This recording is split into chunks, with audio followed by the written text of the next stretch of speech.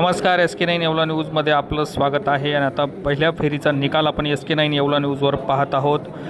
राष्ट्रवादी काँग्रेस अजित पवार गटाचे राजेंद्र लोणारी हे आघाडीवर असून त्यांना 280 मतांची आघाडी मिळाली आहे. पहिल्या फेरीचा निकाल हा पूर्ण झाला असून या फेरीमध्ये 4333 मतं ही रुपेश दराडे यांना मिळाली आहे, तर राजेंद्र लोणारी यांना 4613 मतं मिळाली असून एकूण 280 मतांनी राजेंद्र लोणारी हे आघाडीवर आहेत. तसेच विशेष करून नोटाला सुद्धा 87 मतदान या पहिल्या फेरीमध्ये पाहायला मिळाले आहे. थोड्याच वेळात आता दुसऱ्या फेरीला सुरुवात होत आहे.